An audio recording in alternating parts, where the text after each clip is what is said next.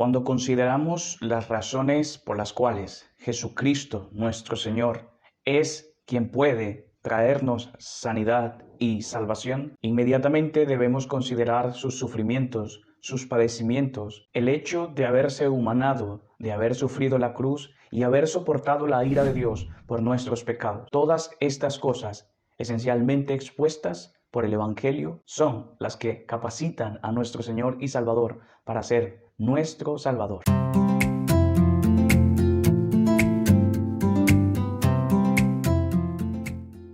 Hola, muchísimo gusto estar aquí con vosotros una vez más.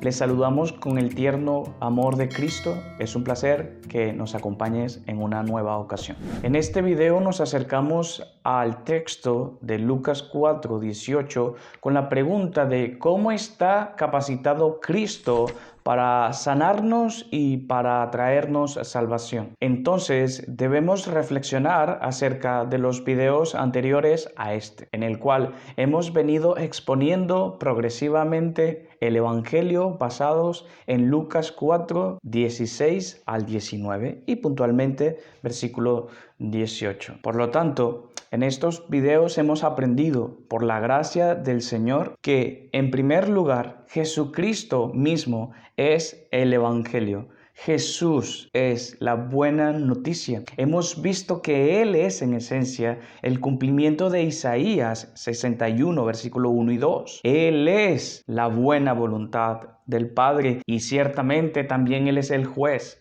pero Él, en esta primera parte hemos visto, es el Evangelio puro en esencia, Jesucristo mismo. Hemos visto que por lo tanto el alma pobre cuando se le es anunciado, cuando se le es proclamado este evangelio, lo abraza con grata sorpresa, con gran asombro, porque maravillado entiende que Jesucristo, siendo el evangelio, por lo tanto, es la buena noticia que un alma pobre está esperando y anhelando, con la cual poder agradar a Dios mediante la sola fe en Jesucristo. Pero lamentablemente también hemos visto que hay quienes se resisten al evangelio de Jesucristo, puntualmente los fariseos del contexto, porque se creen en sí mismos justos, capaces de ser salvos por sus propios méritos. Es decir, aunque son realmente pobres, se consideran ricos.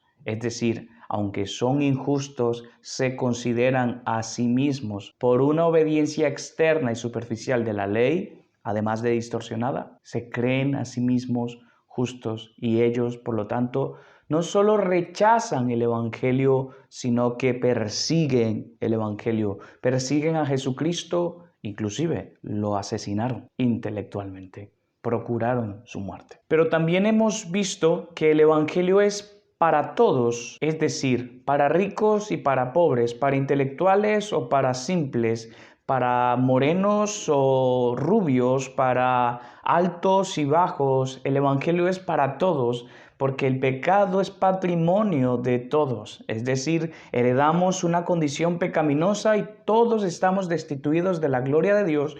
Por lo tanto, el evangelio es para todos, pero también es cierto que pocos son los que reciben eficazmente o genuinamente el evangelio.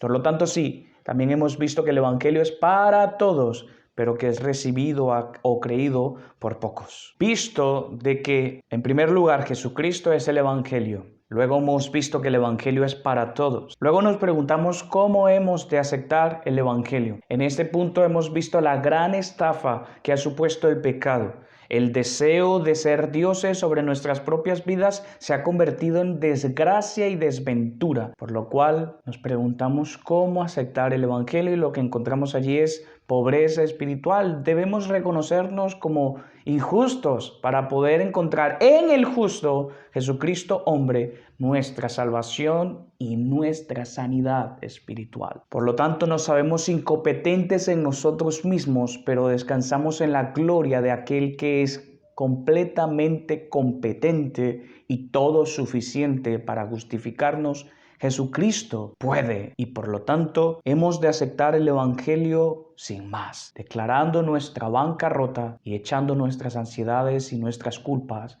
en el Cordero que nos ha justificado por la fe. Pero además hemos visto en el último video que el pecado, además de ser una gran estafa, ha quebrado, ha roto, ha desquebrajado, ha hecho polvos nuestra voluntad y la ha sujetado a esclavitud, a una esclavitud servil, a una esclavitud de muerte, a una esclavitud satánica. Y por duro que suene, esa es la verdad. El pecado no solamente ha sido una grandísima estafa, sino que nos ha dejado en condición de servidumbre. Por lo tanto, aquí debemos también ser honestos y reconocer que nuestras voluntades, si no son transformadas por la voluntad de Dios, es decir, si no son transformadas por su Evangelio, nosotros verdaderamente no desearemos a Dios. En el sentido puro de su santidad, en el sentido puro de su revelación. Lo despreciaríamos como los fariseos o como los que no quieren saber ni tener nada que ver con Dios.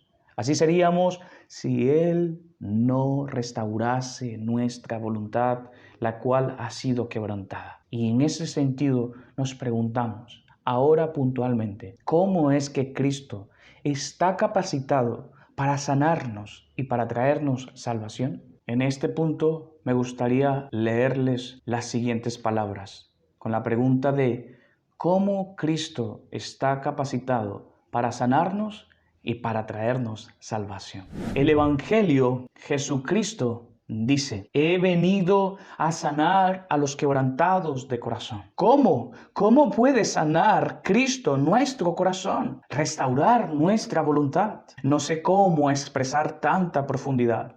En el Evangelio hay la riqueza más grande que mente celeste o terrenal puede vislumbrar. Jesús puede sanar, porque se hizo por nosotros, amados hermanos, llaga. Su espalda fue golpeada hasta el grado en que se hizo una sola llaga.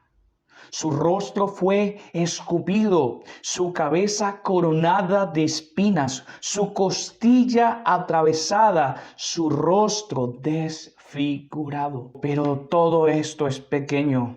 Tan solo son las cosas externas. Lo interno, aquello por lo que realmente puede sanarnos, es por la afirmación del profeta Isaías. Todos nosotros nos descarriamos como ovejas, cada cual se apartó por su camino, mas Jehová cargó en él el pecado de todos nosotros. El pecado que ha roto nuestros corazones, que ha esclavizado nuestra voluntad, rebajándola al extravío y a la perversión. El pecado que nos llevó lejos de desear y obedecer a Dios y nos hizo hijos del diablo, seguidores de las tinieblas. Sí, este pecado es el que provoca en Dios la ira propia que su santidad puede tener contra nuestro pecado. ¿Por qué Jesús puede sanar nuestro corazón y traernos salvación? ¿Por qué puede Él libertar nuestras almas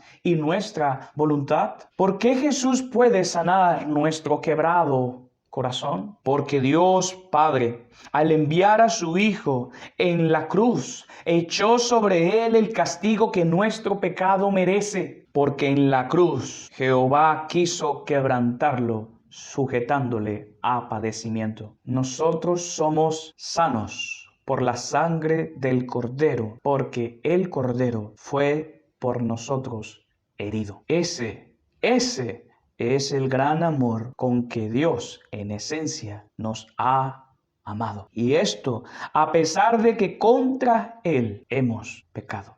Echó sobre Él, sobre Cristo, el castigo de nuestra paz. Cuando haya puesto su vida en expiación por el pecado, verá linaje, vivirá por largos días, y la voluntad de Jehová será en su mano prosperada. Jesús hizo la voluntad del Padre. Nos sanó, poniendo su vida en expiación por nuestros pecados. Pecados que a nuestras almas trajo esclavitud. Jesús vino a libertar. Por eso, Él puede y está capacitado para sanar y salvar. La pregunta es, ¿crees que Él puede sanar? ¿Crees el Evangelio? ¿Crees que has sido esclavizado por el pecado, mas que en Cristo experimentas libertad, pues Él soportó en tu lugar la ira de Dios? Cuando pensamos en todas las desgracias que el pecado ha traído a nuestras vidas, y a la experiencia humana, no culpemos a nadie. Cuando pensamos en todas las desgracias que el pecado ha traído a nuestras vidas y a la experiencia humana, no culpemos a nadie. Somos nosotros quienes hemos pecado. Lo increíble es que, aún así, Dios quiso salvarnos. Y te pudieras preguntar, ¿era necesario que fuese así? ¿Por qué tenía que ser así? ¿No había otra manera? Quizá no podamos responder a esas preguntas y yo te entiendo. Pero antes de culpar a los demás o de que incluso en tu pecado culpes a Dios, recuerda que Él, por su pura gracia y en su amor, para sanar, nos envió a Cristo, el cual se hizo llaga por nosotros. Para salvar, se humanó. Y recuerda, todos nosotros merecemos el castigo de Dios por nuestros pecados. Jesús no. Él lo sufrió para propiciar, apaciguar y quitar el enojo y la santa ira de Dios y así darnos libertad, sanidad, salvación. Él, Jesús, podía haber dicho que no iría al Calvario y ninguno de nosotros habríamos de ser sanados y salvados de nuestro pecado. Sin embargo, cuando haya puesto su vida en expiación por el pecado, verá linaje, vivirá por largos años y la voluntad de Jehová será en su mano prosperada. La voluntad de Dios Padre fue que por Jesucristo en su sufrimiento, siendo Él puro y sin pecado, se nos diese a nosotros, pecadores y dignos de juicio y condenación eterna, sanidad y vida plena, restauración y gozo sin fin. Esa fue, amados, la voluntad del Padre. Si te parece injusta, recuerda que el único que podía pensar así era Cristo. Y sin embargo dijo, mas no se haga mi voluntad, sino la tuya. Jesús se hizo llaga, hermanos, para que nosotros seamos sanados, restaurados y salvados. ¿Quién podría ser aquel sobre quien el profeta Isaías dijo, el Espíritu del Señor está sobre mí, por cuanto me ha ungido para dar buenas nuevas a los pobres? Me ha enviado a sanar a los quebrantados de corazón. Amados hermanos, tenemos ante nosotros la manifestación de un evangelio gloriosísimo.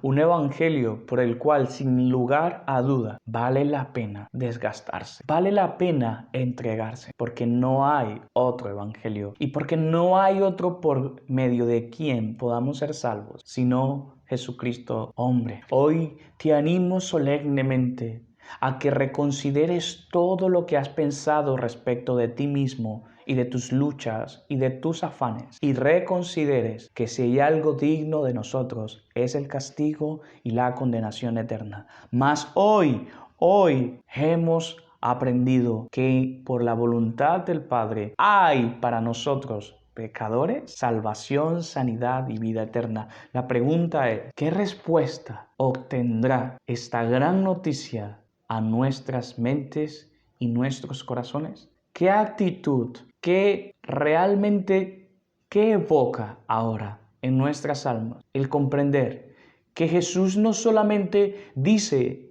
que es el Evangelio, sino que además es el Evangelio y hemos visto por qué es el Evangelio? Porque Él se hizo llaga. Esta es la cuestión, para que nosotros seamos sanados de todas las consecuencias que nosotros mismos nos buscamos por el pecado y en el pecado. Todas estas consecuencias y todo el enojo y la ira de Dios por ello es vaciado o propiciado por la muerte expiatoria de nuestro Señor y Salvador. Este evangelio tan hermoso no merece otra actitud, no merece otra reacción que no sea la de una verdadera y genuina adoración, un arrepentimiento profundo y una entrega total a aquel que nos amó y por su gracia a vida eterna nos llamó. Entonces, quiero animarte a que consideres todas estas cosas. Y si no te has entregado al Señor como tu Salvador y como tu Rey, yo te ruego hoy que busques entregar tu vida al Señor, que te reconcilies con Él, porque Él ha sido propicio a nuestros pecados y por su llaga nosotros hemos venido a ser sanados. Nuestra voluntad ha sido liberada del pecado y del yugo de Satanás y ahora podemos experimentar gozo para vivir para aquel que murió para darnos vida, Jesucristo. Él es ahora y para siempre, perpetuamente, nuestro gran evangelio, nuestra gran noticia, la razón por la que vivimos y el todo de nuestra existencia. Para Él vivimos, a Él gloria, bendito por los siglos de los siglos. Amén y amén. Muchísimas gracias te damos por habernos acompañado hasta el momento. Como siempre, rogamos tus oraciones y si este material ha sido de bendición para tu vida, te rogamos que lo compartas, que lo difundas, que le des like y que nos ayudes a llegar a demás personas para que puedan también disfrutar de estas exposiciones respecto del Evangelio. Muchísimas gracias, nos vemos en una próxima y bendiciones.